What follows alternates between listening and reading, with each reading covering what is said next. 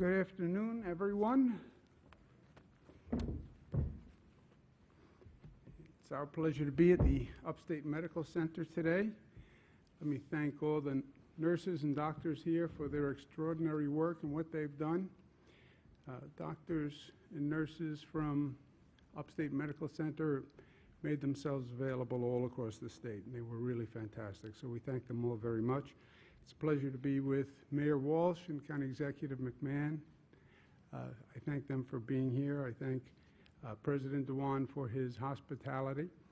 We have with us today from my far right, Dr. Howard Zucker, our State Health Commissioner, who's been doing outstanding work.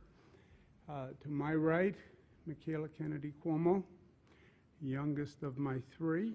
I thank her very much for being here. She was going to come with us yesterday, but she had an appointment with her pillow that could not be broken, despite an executive order. To my left, Secretary Melissa DeRosa. To her left, Gareth Rhodes. First, again, I want to thank all the nurses and doctors here and all across the state and the country who've done just truly, truly extraordinary work. Thank you for being with us this afternoon. This morning, I wanted to make sure I could watch the hearing that was going on in Washington to see if there was anything that we could learn. Today is day 75. Feels like a lifetime, but it's 75 days since we had our first case. You can see so far so good in terms of the continuing decline in the total number of hospitalizations in the state. On the 3-day rolling average also, the number of intubations is down, and that's really good news. The number of new cases, which is what we're watching, these are the new cases statewide, new diagnoses, people who are in hospitals who test positive, or people who walk in the door who test positive. It's much, much better than it was. The number of lives lost is also down, still terrible and tragic, but headed in the right direction. So all the arrows are pointed in the right direction. And we're basically right back to where we were before we started this horrific situation. The question then becomes reopening. It's not a question of reopening or not. Everybody wants to reopen. We have to get back to work. People need a paycheck. The state needs an economy. People have lives to live. So everybody wants to reopen. The question is how you reopen, and from the national experts, global experts, make sure you don't reopen too soon.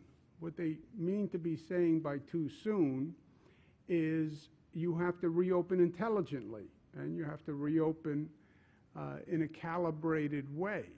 Nobody says don't reopen. They say just be intelligent about the way you reopen. Follow the data, follow the science, follow the facts, follow the metrics. We know enough now to know what happens, that every action has a reaction. If we do this, then this will happen. We've lived this enough. So based on what we know, make sure we're being intelligent, not emotional, not political, not based on feelings, but based on facts.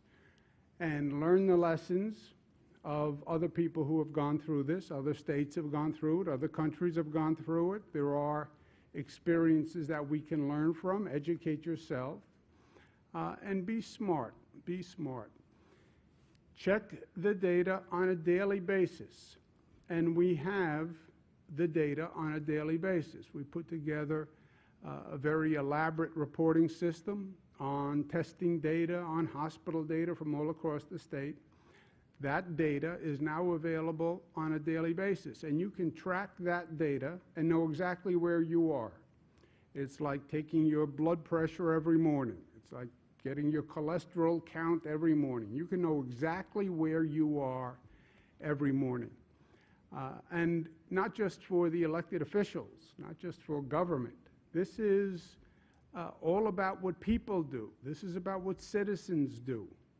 And what the elected officials are trying to do, what I'm trying to do, is to inform the citizens so they can better protect themselves and they know what decisions they should make. And that's why all the information we're accumulating, we're making it in a very transparent way. And I hope people get up in the morning, they have their cup of coffee, and they go online to find out where their county is, how are they doing, and calibrate their behavior that way. The state has developed a very elaborate dashboard of relevant local information. They told me they were designing a dashboard. I got very excited about it.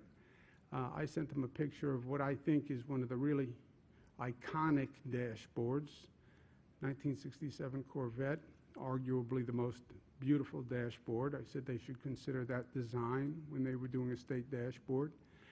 They came back with this design. It's a New York State dashboard.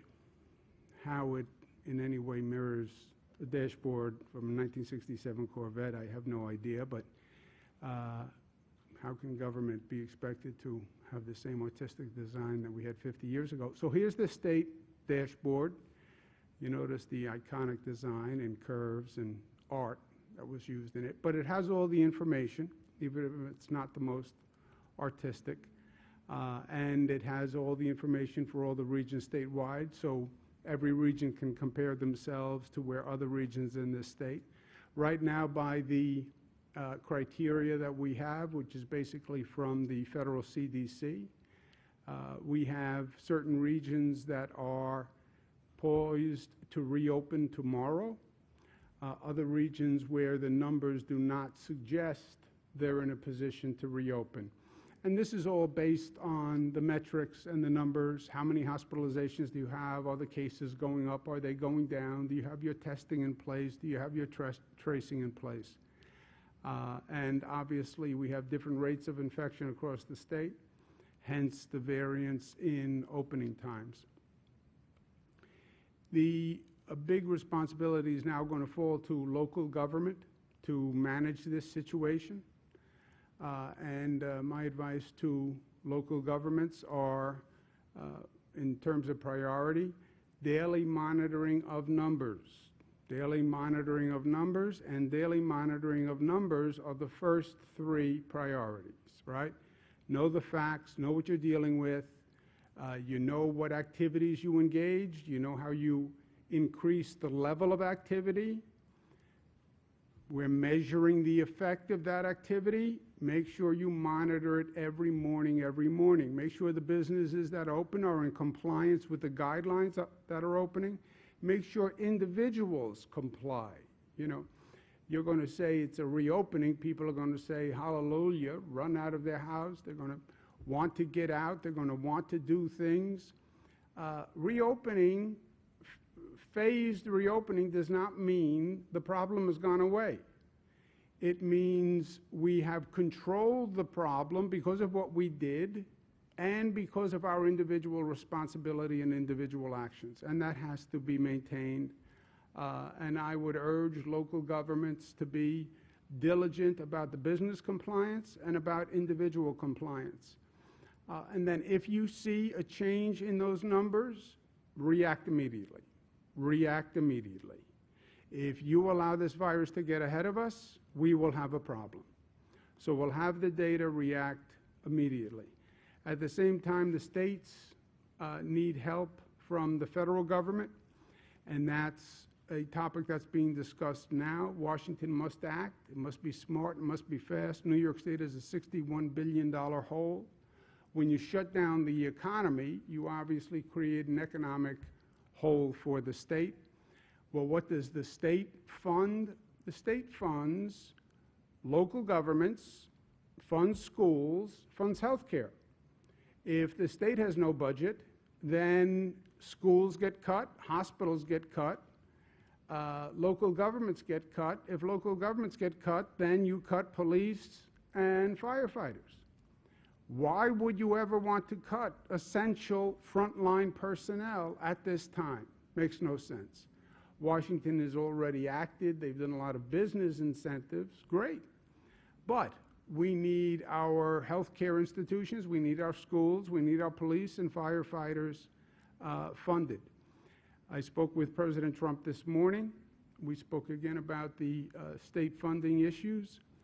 He heard me out. I've also asked him to expedite certain payments, and he's expediting a $3.9 billion payment to the MTA, which is a very large transportation agency in the state, which desperately needs funding because the ridership is way down. And the president cut red tape and actually sent the first installment today. So I'm grateful for that, and I thank him. The House, meantime, has proposed a bill. The bill does a lot of good. It funds state and local aid, $500 billion, to make up for those shortfalls. It funds testing. Everybody talks about testing, tracing. Those operations have to be put in place, and New York State will wind up hiring thousands of tracers. We need funding to do that. I understand it's our obligation. States are in charge, governors are in charge, but we need help with funding. And the House bill repeals the SALT tax change that was made in Washington about 3 years ago. And that tax change that they made cost New York State billions. The House bill repeals that change, which is a significant benefit to this state. And ironically, the states that were most hurt by SALT are the states that have the most pain from the COVID virus. So repealing SALT actually is, in my opinion, the best thing you can do to help the states that are now battling the COVID virus. In New York State, the SALT repeal increased our taxes $12 to $15 billion, just New York State. We now pay $12 to $15 billion more every year to the federal government, believe it or not. So that would be a major boost. But Washington has to act, no delay, no special interests getting priority or special treatment here. And when we're doing these corporate bailouts, make sure we don't make the mistake we made in 2008, where we gave corporations large bailouts and the corporations took the money and paid themselves with the money. I was Attorney General at the time. I brought cases against corporations that took the bailout and gave themselves all a pay raise. Why should the American taxpayers now bail out corporations unless they're going to rehire workers? I'm afraid you're going to see corporations that will not hire back the same number of employees. They're going to use this pandemic as a way to restructure or get lean. If a corporation is going to take government money, they should rehire the same number of workers they had before. I did an op-ed in the Washington Post to that effect. But I believe that should be a condition across the board. Any corporation that gets money from the government, from the people, should hire back the same number of workers. If you want to lay off workers, don't expect the taxpayer to subsidize you laying off workers. And if there's a moment in our modern history where we can get out of this partisan gridlock, hyper-political moment, now is the time. My position of funding for state governments is not a Democratic position. There's an organization called the National Governors Association. It's Democratic governors, it's Republican governors. The chairman is a Republican governor. I'm the vice chairman. And the NGA, National Governors Association, in a bipartisan way is urging Washington to pass the relief for state and local government. So there's no red or blue here, right? It's red, white, and blue. Also at the same time, we went through all this pain. People talk about reopening. I want to set the bar higher. It's not about just going back to where we were. Let's use this as a moment to grow and to get better. Let's learn from the pain that we went through. And I talk about reimagining New York, and let's use this as a moment to reimagine our education system, our telecommuting, our telemedicine, a better public transportation system, a better public health system. and take this experience and grow from it, right? Life will knock you on your rear end. That's true. But do you get up, and do you get up smarter? And that's the moment we're at. One of the lessons we learned, and I was speaking about it in the hearing today, we should never again be in the position where we don't have medical equipment, where we're facing a pandemic, we're facing a major public health issue, and we don't even have basic equipment for nurses and doctors. And so much of it came from China, and governors such as myself are trying to figure out who do we know in China to get masks for nurses in our hospitals. I mean, it was terrible what we went through. It's a matter of national security. And I want to make sure that we in New York are actually leading the way. Let us start manufacturing here in this country, in this state, masks and gowns and drugs and the ventilators and the tests we need. And let New York start, and we already have. But we should never again as a nation have to scramble the way we scrambled. We are now aggressively courting businesses, incentivizing businesses to build, to manufacture medical equipment here in this state. And the state will partner with corporations to do that. So if you want to start, grow your business, expand your business, manufacturing masks and gowns is not the most difficult situation technologically. The volume is the problem, the quantity. But we want to develop that here in this state. And then with this virus, we must remain vigilant because we're still learning. Facts are in many ways still continuing to change on us. And while we're learning, the virus is still learning also. We have a situation that is serious and concerning, which is these COVID-related illnesses in children. Department of Health is now looking at 110 cases of a COVID-related illness in children. It's similar to what they call Kawasaki disease or toxic shock-like syndrome. We've lost a 5-year-old, a 7-year-old, and an 18-year-old girl to this disease. New York State and Department of Health are at the forefront nationally, if not internationally, in looking at this. And the Department of Health, good work of Dr. Zucker, they've had a number of telephone conferences, web conferences. 16 other states now see cases that they're investigating once Department of Health explained what they've been looking at. 6 European countries are now looking at the same situation, and I expect this is only going to grow. Parents should beware, and parents should be informed of this. The key is prolonged fever, and then you see on the chart the other symptoms that parents should look for. Also, it tends to present in children who were exposed to the COVID virus and actually now have the antibodies from the COVID virus or still test positive for the COVID virus. So if you have a child who has a fever, who you think may have been exposed to the COVID virus, a person who had the virus or you found out later came down with it, and you see these symptoms, then you should take action. New York State has published today online the first in the nation criteria for healthcare professionals to isolate, define, identify this syndrome, and test for it. But it is very important. Right now we have it affecting children from less than 1 year old, so infants to 21 years old.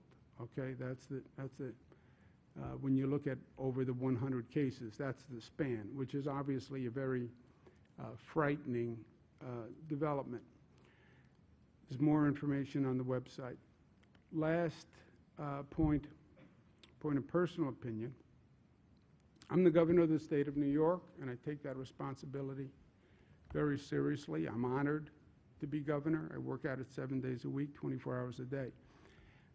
But in many ways, before being governor, I am a son, I'm a brother, I'm an uncle, and I'm a father. And as a parent, as a father, I just want to make sure I'm communicating, especially this last situation, to the people of the state and beyond. This virus has been ahead of us every step of the way. I can't tell you how many quote-unquote facts I was told that then changed, right? When the virus started, the virus was coming from China. Everybody was looking at China. Turns out the virus came from Europe, and nobody told us. When this first started, if you had the disease and recovered, you then had antibodies, and you were immune. My brother had the virus, recovered, so he had the antibodies. We were told, well, then you're immune from getting it again. And we had plans to have people who tested for the antibodies, they could go back to work because they were immune. And the facts changed. You know what? Maybe they're not immune, or maybe they're only a little immune, or they're partially immune. Then we were told children are not affected by the virus. That was the only good news, by the way, in the whole first evaluation. Children aren't affected. Okay, now maybe children are affected, and we just didn't know it. Okay, well, what do we know now? Well, we're studying 100 children from 1 to 21. Okay, Michaela, my daughter, is 22. Well, we only have people up until 21, so she's okay. Yeah, until we have someone who's 22, or 23, or 24. So the facts change. I have done my best to give people the information that I know. But I want you to have the same caution flag that I live with. The facts on this virus have changed, and I believe they will continue to change. So take this all with a grain of salt, and my basic point is, do not underestimate this virus. It has beaten us at every turn, and it has surprised us at every turn. Don't take it lightly. Don't underestimate it. I believe the facts will change as we go forward. The more we learn about the virus, the more the facts change, and the worse it gets. There has been no news since we started this where we were actually too cautious or too concerned. All the news has been bad as far as I'm concerned. So with all this information, with all government is doing, hearings in Washington, all this, you know who's going to protect you? You are. You know who's going to protect Michaela, 22 years old? Michaela being informed. Michaela understanding. I like to think with a little advice from a parent, but she discounts 99%, but maybe 1% of the advice communicates. Michaela's graduating from college this year. They closed the college. She said, you know, a lot of people are having parties and they're having graduation light events. Should I go? You know, 22, you can't tell them anything at 22. I couldn't tell them anything at 21, 20, 19. But I said, well, here's the facts. This is what we know. And is it worth the risk to do it? And Michaela's made all the right decisions. But every parent, every child, it's your job to understand and protect yourself, and I just urge caution. Because everything I say, I tell you everything I know. But I'm also telling you, there are things we don't know yet. And how do you protect yourself from those things? Just be cautious, be diligent. wearing a mask, wearing gloves, staying away from gatherings. I know they're inconvenient, but God forbid, just God forbid. I've talked to too many families who have lost people. I've talked to too many families who lost people who were not supposed to be lost to this virus, right? This was just about vulnerable people, senior citizens, comorbidities. Yeah, but then how do you lose a 40-year-old who had no symptom of anything, right? Children were not affected. Yeah, until children are affected. So, caution to everyone. And whatever I know, I will communicate. But again, it's about you, protecting you, and I heartily recommend caution and diligence. Questions? Governor, the state website today posted what looks like guidelines, a breakdown of industries for phase one, and basically an agreement businesses have to fill out. Would you explain that process, speak to business owners across the reopened regions of the state about what they need to do? Yeah, let me give you the general outlines. Melissa or Gareth or Dr. Zucker or Michaela can chime in. The phased reopening, phase one reopening for regions that hit certain numerical criteria. We talked about what regions are poised to hit that criteria tomorrow. And then with the phased reopening is construction jobs, manufacturing jobs, retail jobs by these guidelines. And the guidelines are posted, and the guidelines is quite specific: social distancing, curbside pickup, in-store pickup. If you're a manufacturing facility, 6 feet, PPE provide to employees, etc. Those guidelines are then enforced and monitored by the local governments. To the extent there's any question for a specific business that these guidelines don't exactly fit, how does this work? They can call the quote-unquote regional control group, mayor, county executive, their local county executive, because they're going to be in charge of the compliance. And we understand one size does not fit all, so depending on pound of business, it may have to be customized. And how do I interpret 6 feet? This is how my business works. It doesn't really fit 6 feet. All those one-off issues, if you will be handled locally. We just have statewide overall guidelines, and any particular tailoring question, that should be done with the local governments.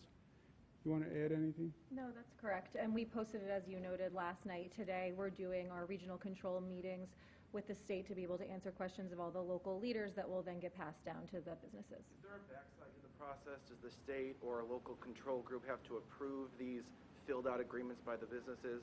This is the way that they demonstrate that they're adhering to the overall guidelines, and then it can be a check on the business afterwards. You said that this is the way you're going to maintain social distancing, that you're going to create a safe environment for your workers, and then if there's an issue on the back end, then you have the plan that they said that they were going to adhere to, and it's a way to hold them accountable.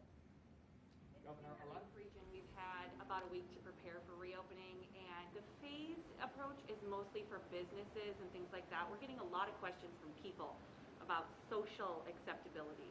Since we've demonstrated that we can be responsible and keep our infection rates down, is there any leeway from a social aspect? Can people go to their grandkids' house if they keep their distance? It seems like a lot of people are desperate for some social interaction. Yeah, look, there was never a law on social interactions, right? How I interact with Michaela is my business. I could have gone, I passed Matilda's law. Matilda's named for my mother. I have not seen my mother since this started, except on video devices. I could have. That's up to me. You know, this is your relationship, it's your interaction, it's your family, it's your friend. You know, we have guidelines, we have best practices, we can tell you what we think is smart, but that's up to individuals. And that's why I say inform yourself.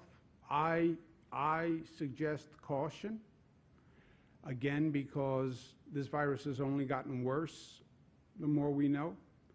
But there's no law or regulation that tells you how to interact with your personal relationships. That's up to you. I hope you do it smartly, but that's up to you. So how do you see Americans looking tomorrow when they wake up and they're in phase one? The businesses that choose to open, big question is how many businesses, big question to me is how many businesses choose to open tomorrow. But you know, for those businesses that choose to open, this is how retail stores will work: curbside pickup or in-store pickup, and then you can get the details on that. Manufacturing companies that want to open, this is how their employees, the PPE their employees would have to get. This is how it would have to look in the workplace: no gathering, social distancing, etc. And then we watch the numbers tomorrow, and we see with that increase of activity, how did people behave, and what was the effect on the infection rate, and then we go day to day. Governor, religious leaders, a lot of them I've talked to are feeling left out because they're not mentioned anywhere in your 4-phase plan. Now, while you didn't specifically close churches, I think a lot of them are looking for guidance. What can you offer to churches, temples, mosques as far as guidance for when they can start to reopen? You know, it's less about being a church, a temple, or a mosque. It's more about a gathering, and that's going to be basically according to the guidance on large gatherings. But look, large gatherings have been where this first started. You know, we had the first quote-unquote hot spot, before they even called it a hot spot. We had the first big cluster in New Rochelle, in Westchester. There was no reason for it to be in New Rochelle and Westchester, suburban community. It was because one infected person went to a couple of events around a religious ceremony. But the last thing you want is 100, 200 people in close proximity. That is the last thing you want. That's why schools are such a challenge. How do you operate a school without a gathering? But that's the issue on the churches, temples, mosques. It has nothing to do with religion. It's the gathering. In regards to the Madison County outbreak at Green Empire Farms, more than half of the workers have tested positive, some living floor to a hotel room. One worker just lost her husband to the virus. And the company isn't answering our questions. Are you getting answers, and what are you doing to protect the community and the workers? Yeah. There are a number of outbreaks across the country in meat processing plants, right? So all these stories, this meat processing plant, this meat processing plant. Then we had an outbreak in an agricultural plant. Well, what was it about meat processing? It had nothing to do with meat processing. And by the way, it had nothing to do with agricultural processing. It was the fact that you had 1,000 employees in one plant. It is the gathering issue. They call a super spreader. One person in a large gathering, any density, can infect dozens. That was New Rochelle and Westchester. Literally dozens in one event, in one gathering. That's what we learned in New Rochelle. That's what they learned again in the meat processing plants. That's what we just learned again in Madison County. So it is about the gatherings. Now, they have several hundred employees in one place. Yeah, one infected person, it can take off on you. That's why all the precautions. 4 people in one home, yeah. What we're seeing now with a lot of the new cases, they're coming from home spread, right? Close down businesses, close down schools, etc. So where is it now communicating and growing? In the home environment. Madison County said that the facility wasn't able to continue construction of its housing for these workers, so they then put them in hotels. So the coronavirus displaced their project, therefore they had to live in hotels, kind of a full cycle of why the density was the way it was. Well, if you have 4 people to a hotel room or 4 people to a home, you know, it's going to be the same thing. It's, you have one infected person in the home, you see it go through the family, right? Should something have been done differently, though, if they don't have places to stay, not put them in a hotel? Well, people have to live somewhere, but it's not unusual to go through a family. My brother Chris had the virus. His wife got the virus, probably from Chris, though he denies it, but then his son got the virus. Why? Because they're all in the same place. Dr. Zucker, you want to add anything on that? I think I would just add that we have been working with the county to address the housing arrangements and working with the employer. Will you be holding them accountable if you find out the company hasn't been? We are investigating everything, yes. Governor, question for you about. Do you know anything? No, I was just going to add that this speaks to the whole reopening process, right? This is why it's so critically important that we're measuring on a daily basis the infection rate, the hospitalization rate, that we have proper testing, that we have proper contact tracing in place. Because if you look at the Madison County example, there's one instance and then there's an explosion of cases in one area, and you need to be able to test to find out whether or not those people are sick. You then need to be able to isolate them. You need to be able to contact trace to find out who else they interacted with, or else we go back to square one, and I think we can all agree no one wants to live through this again. So it just underscores the importance of doing this reopening process smartly, of every employer who's starting to reopen or is currently open, doing this in a way where social distancing is properly done, where we're making sure that everyone's wearing masks, where they're wearing gloves if that's possible, and that we do this smartly and we do it the right way. Yeah, and one of the points to learn from Madison County, I think, it's too easy for people to say in more rural communities, well, this is not our problem, right? This is a city problem. This is an urban problem. This is New York and Detroit, New York City, Detroit, it's Michigan, it's Chicago. No, it's Madison County, which is a rural county. You open a plant, you open a business, you go to a gathering, you have one person infected. One person infected, they can infect dozens in one afternoon. One afternoon. I don't care if you're a rural community, suburban community, urban community, nobody is immune. That's what Madison County says. That's what these meat processing plants in Middle America say. In rural communities, one person. You open a business tomorrow with 50 employees, you don't do it right, one person was infected, you can infect 30 of the 50 in one afternoon. As businesses begin to reopen in phase 1, 2, whatever, is there a liability if there is an outbreak at those businesses, and should that be waived? There's federal legislation that is now pending that's going to deal with this liability issue all across the board, but it is a big question. If I'm advising the business owners, I say make sure you take all the required guidance and you follow the guidance. And the guidance is quite specific. So I would urge that they all do that. No, and part of the business reopening plan, as you're noting, is something that you have to turn in to attest to the fact that you are adhering to the guidelines. And so if businesses aren't doing that, to the governor's point, I think that they do that at their own peril. Let's take one more. Someone who didn't ask a question, sir? Surgery centers, eye doctors, dentists. What phase do they fall in? A lot of people are asking when they can go get their eye checked for a driver's license, toothache, whatever. Dentists, eye doctors, surgery centers. What phase do they fall under? Just so you know, driver's licenses, et cetera, you can do transactions for the Department of Motor Vehicles on a website.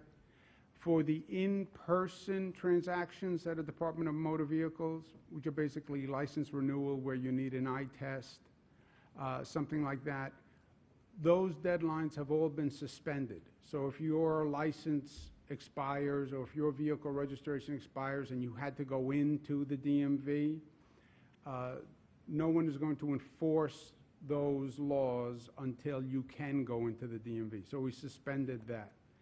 The elective surgeries in many counties upstate have all restarted. The doctor's appointments, doctor's offices can operate with social distancing. Ambulatory services are open. You know, people who need medical attention or medical treatment should go get it, right? Governor, on the state fair has to happen regionally for that kind of event to be held.